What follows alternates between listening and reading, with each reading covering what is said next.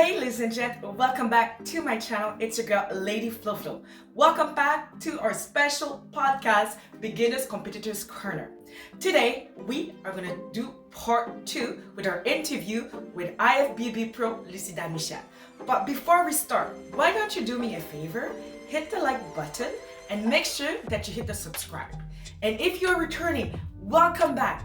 Make sure that you hit the notification bell and hit it for all notifications so you get alerted for our next video.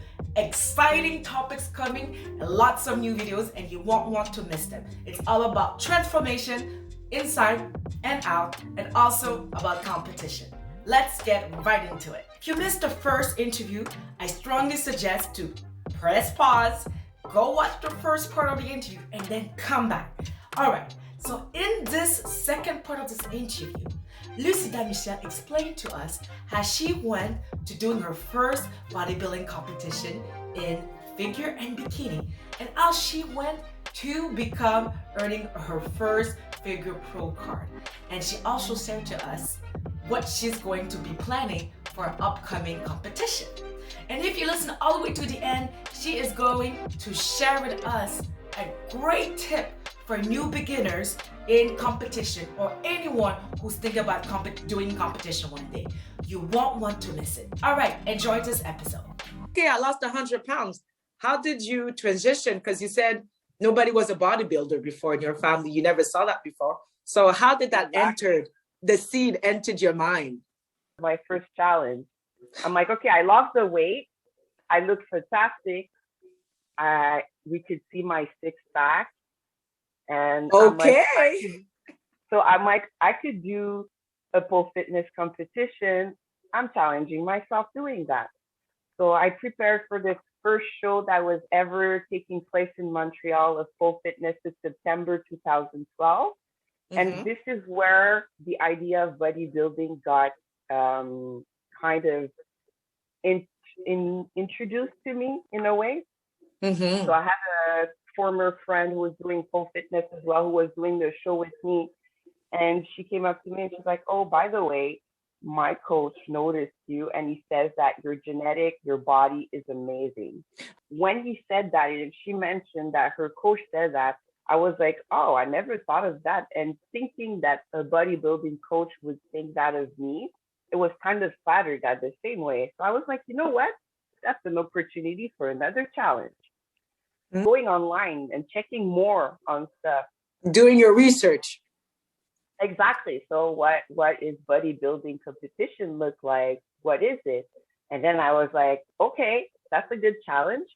Doing one show takes about 1 year or so to get prepared, because I was already lean, but I had to work on that muscle maturity, of course. But my coach back then said that my genetic was screaming figure.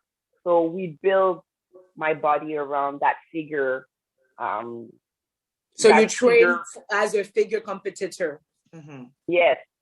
And I truly believe that he saw that probably due to all my pole fitness training, because like I mentioned many times, it's all calisthenic from the upper body. So your upper body seems more developed and mature than the lower body when you do pole fitness. So of my first show back in July 2013 that took place in Ottawa, actually. Oh, it was in Ottawa. Oh, yes. Nice. I did kind of sneak.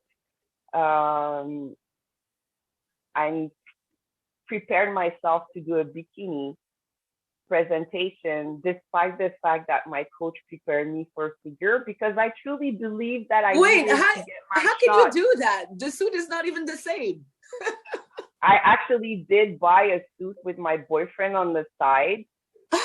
It was done in secrecy, and I didn't have time, because when I took the decision, I was like, why am I not doing bikini? I wanted to do bikini. I'm like, this is a personal choice. I'm following my coach 100% for the figure part, but I want to experience that bikini. Maybe if you can explain to the watchers, some of them are not familiar with the division. What's the difference between the bikini and the figure division? Well, first of all, bikini is a more, I would say, attainable category when we talk about amateur, because the muscular maturity is different from figure. First of all, bikinis are not as lean as figure when they come on stage. Body frame wise, bikini are very smaller frames, especially from the upper body to waist down. Figure has more of a V taper, larger V taper, more shreds when it comes to either the upper body, like the shoulders, more roundedness in the shoulders, small waist, a lot of the build maturity also in the quads, compared to bikini, where they do not develop their quads as much. They focus more on the glutes and the hamstrings. Glutes. Yes. So this is the difference. So I did my posing bikini, and I still managed to place third in my category in novice, and I placed first for figure. So you placed first for figure in your first show, and yes, it was super fun. Like it didn't really bother me if I won or not. So I did win the third place, but the judge told me it was kind of like a warning. Oh, they kind of gave me. They told me, look, you placed first figure, you placed third bikini, but we strongly suggest you continue as figure because you seem like you're developing through that. So I got that message from there. So you stayed, obviously, you decided to stay in the figure division, and you went on to get your pro card. Not once, you told me like twice. How was that journey for you, and how did you get there? And what mindset did you have to reach that other level? Well, I think we had that conversation, just you and I, before, but the things I've learned over the years about myself is that it's very important the coach I choose. This is one of the main factors for me.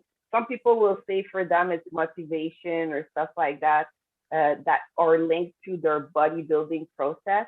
But me, it's my relationship with my coach. As of today, since 2012, I've had 5 different coaches. You do the math. That's like, people don't do that usually, but it's because I was always trying to find the perfect fit for me. The best person who knows you is yourself. So where I'm going with that is that I needed to find someone that was aligned with how I would view myself in the future, how I wanted to experience my training and my prep for shows in a very holistic way. That was very important for me, my relationship with my coach. So I went on my own from 2015, 2018. I even got my certification as a personal trainer because I'm like, if I'm not going to get a coach, I might as well coach myself. Right. So I started to be more open on looking for coaches in 2017, So that's where I came across James Ayat. And yes, and I started shopping different coaches, but I mentioned him specifically because obviously I won my pro cards with his team. And we started prepping together at the end of 2017. And I remember I did exactly the same thing I did with my first coach, but this time I didn't do it in secrecy. I've learned. I said, if I'm to be with this coach, I want him to know how I feel and what I want. So I remember telling James, I'm coming with you. He told me already he saw figure all over my body, like many, but I told him, it's fine. I'm coming in the team, but I really want to do my first show with you has to be bikini wellness, because bikini wellness was a category that was accessible. And I knew that I never would fit in the bikini frame, but bikini wellness, you know what? It's not so far from figure, and it's very close to my personal ideal. So I made the agreement with James that the first show with him would be Bikini Wellness, and after that we would continue every other shows as figure. So April 2018, I do an actual show in Montreal as a Bikini Wellness. I placed second. And I remember when the judge and I was doing the check-in, they came up and see me and they're like, girl, you're a figure.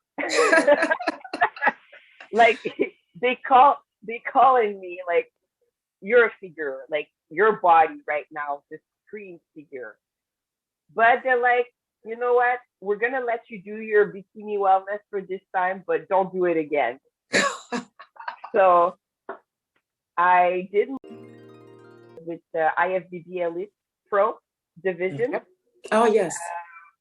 And it was because I did the APQ and CBBF competition, which is the Canadian Bodybuilding Federation. So I placed at the nationals. I got my pro card there by default, which led me the next day after gaining my pro card with Elite Pro to my first Elite Pro international show that also took place in Montreal. So I took advantage of it. I'm like, it's the next day. I just competed. I'm already prepped. So why not? So I did my first pro show with them. I placed fourth. Canadian Alliance. So we switched with CPA and I started the process again and finally got my pro card in August that same year, 2018. But just to put you in perspective, the whole 2018 year, I did 6 shows in a row. How does your body, I have a question about that, but maybe that'll be another time, but how do you compete each time for 6 shows? I'm happy I had the experience. And I think I'm going to always cherish that experience, although there's been lows, there's been downs about it. Because health-wise, it's not healthy. For lifestyle people, it's not healthy. We're athletes. We push ourselves. Staying lean all year around is very hard, especially if you don't take anything. So in that case, I would tell you that what I really appreciate from that experience is that it actually showed me how far I could push my body, how strong my mindset is to go through a whole year prepping for 6 shows in a row. But when you're doing a show in the month from the last you just finished, that's not how it works. So I remember James has been very cool about that. I have to mention that specific experience doing those 6 shows in a row. July 2018, I got to go to the show that would determine if I would get qualified for the pro qualifier show. And it was taking place in Barrie. And I remember James was telling me I was getting tired. I didn't find that I had the energy to continue. I was questioning myself, maybe we should wait and like continue next year so I have time to recharge from all this. I already had 4 shows behind me. I was getting tired. I was getting fed up. I wanted to eat stuff that I missed. And I remember James pushed me. He's like, you're so close. Like 2 more shows. You're really close. 2 more shows, not even 2 months range. We can do this. And I remember he did something really, really cool for me. He told me, you know what? You're super lean right now. I'm not going to give you a peak week or anything for that show. You're just going to go back to your regular diet. Just gaining those calories felt really good. And also, something I have to mention, the show that was taking place in Barrie took place on my birthday. Ah. And I didn't tell anybody. because I was like, it's my birthday. Everybody knows it's my birthday. I'm going to get harassment from there and there. What are you doing for your birthday? You're done your shows. Let's do something. So I kind of recluse myself. By the way, my coach couldn't get there that day, but it's okay. So you were like, went to the show by yourself? No support? Your boyfriend wasn't there? My boyfriend was there. Okay. But what I mean is like my coach was there with me, but online. He couldn't be physically with me, and it was okay. We were very confident about me going on my own, and I really cherish that experience. Very, how would I say, nourishing, because yes, I won the overall, but everything I keep in mind from that day is the fact that I was there on my own, that I was backstage without my coach, that I did eat my rice cake when I had to, that I pumped when I had to, without having him to tell me when. So I was getting that knowledge encrypted, being like owned, and also because building confidence. Yes, and also it was my birthday. It was a special day, so to have all this experience on a special day is a blessing. That's how I see it. It's the kind of day you'll never forget. Like it was meant to be. Yeah, exactly. So that was it. And then I had one show left, obviously. And I remember the night of Barry's show when I won the overall, I was telling James, oh my God, like it's done. It was like 10 days or so, something like that. And I remember telling James, oh my God, can I cheat? Because I'm done my show, right? He's like, right. No, but you can have a steak. I'm like, a steak? That's not cheating. Like, yeah, that's. But you know what? I'm like, I'm going to take it. Steaks and potatoes, it's fine. Like, don't. Okay, one show left. It's 2 weeks. 2 more weeks. Yeah, but it's hard on the body. I remember. So, yeah, it was 2 more weeks. So I was like, I don't remember if it was 7 or 14 days, but don't like get too hard on yourself. It's just another 10 days. So I was still processing it. Like, okay, 10 days. Oh, I couldn't wait for this day to happen, to be honest. But when it did, it was another great experience. Throughout the 8 years of bodybuilding and being on stage, doing that pro qualifier show, it was the first time in my entire bodybuilding career that I really felt in the competition with so many athletes just in my category was amazing. Never that happened. Whenever I was doing a figure competition, there would always be like minimum three girls in my lineup. At the maximum I've seen maybe 6 or 7. Because I'm tall, like when you're an amateur, each category are divided by height. So being 5'8" is a good thing when it comes to conditioning, because as a figure, it gives you that gait presence, like almost like a mannequin, Okay. But when it comes to line up, you always end up in the last lines up or not being in a lineup where there's a lot of athletes, because most of the bodybuilders are shorter. Like me. So, I'm 5'5". But that pro qualifier, there were over 400 athletes. It was the first one taking place here in Canada. It took place in Toronto. In Toronto, and right? Just in my category figure, there was about 40, almost 50 figure athletes. And in my lineup, we were over 10, 15 or something like that. I was freaking out. I was really freaking out because I was like, wow, this is probably the first and only time in my life, in my height, because let's say when you're an amateur, it's by height, that I'm going to have competition, a real competition. The feeling of winning the overall among all these athletes is more satisfying than winning an overall when there's only 6 of them. Right. That complete sense. And also, I'm super happy because when I think about that, I just realized as I'm talking to you that it was my last experience as an amateur. So I concluded on a really amazing note.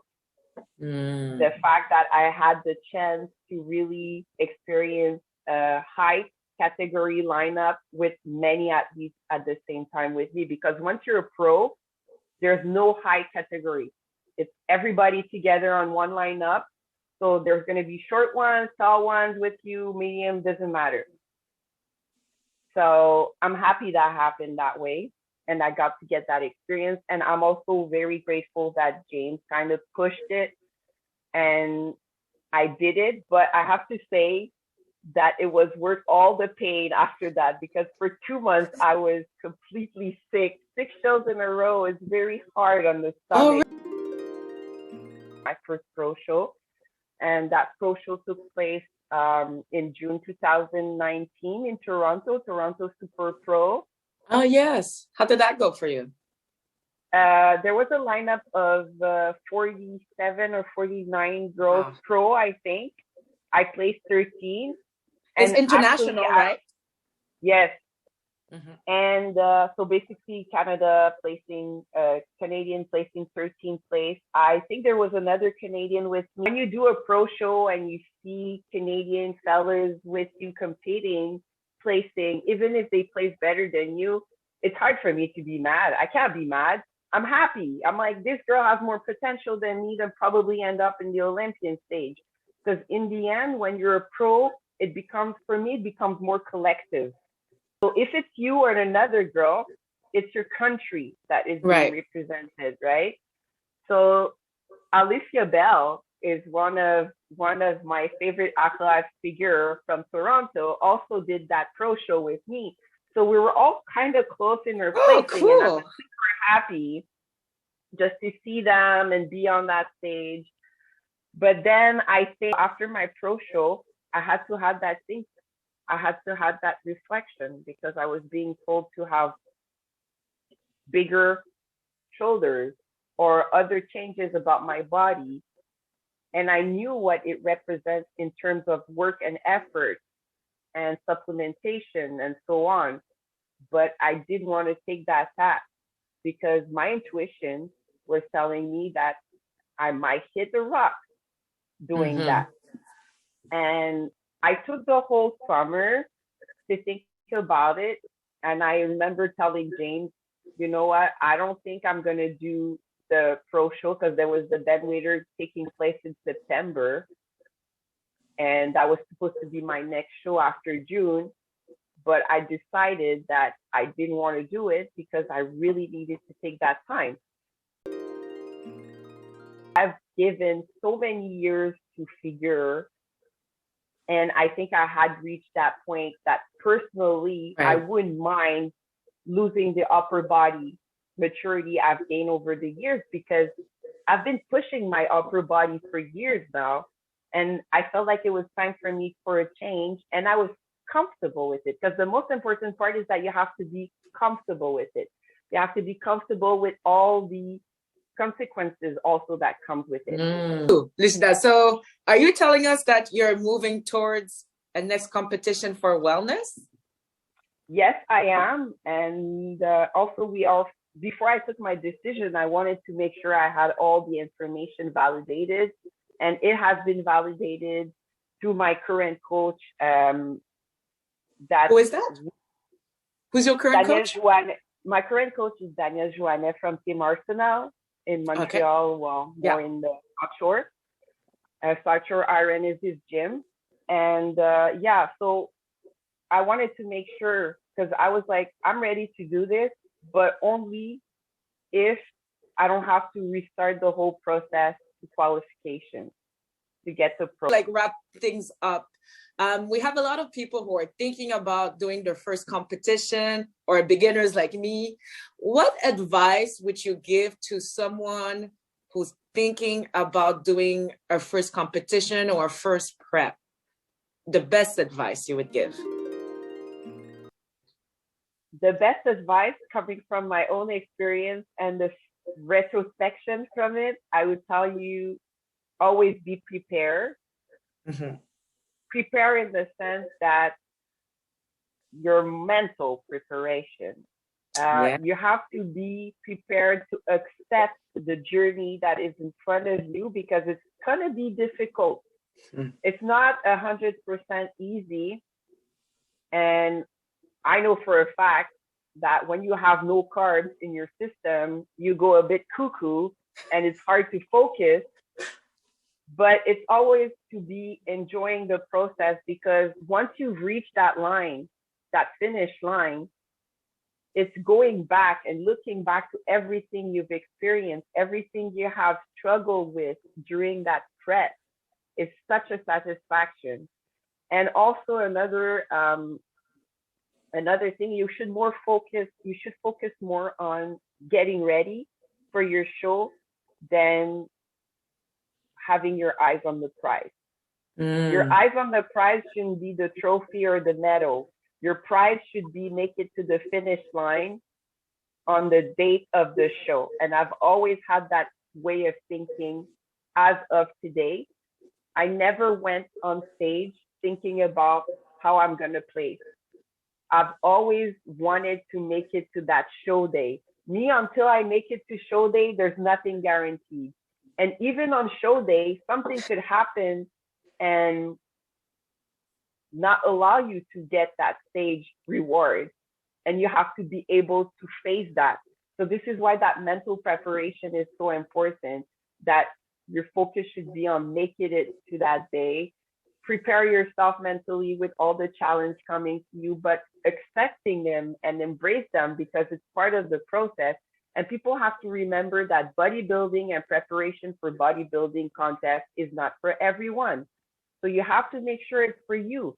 If you're not ready to make those sacrifices, you're not ready to challenge yourself with those struggles, well, maybe it's not for you. It doesn't mean you can't be healthy, because bodybuilding is not the only way. You could be a lifestyle person, but just more relaxed, because bodybuilding is something beyond. It's different. It makes any athletes. I always give the example of the Olympics.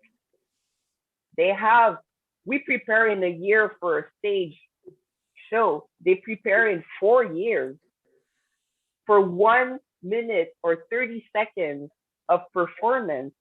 And that 4 years, they invest their time in it. They have their hurdle, their struggle for that 30 seconds. Let's say for that 30 seconds long jump or that sprint. So it's a bit the same thing. Just put more effort on your prep than just the prize. That's it. This is awesome advice. Thank you so much, Luchida. I feel like I could talk to you for hours. I have more questions.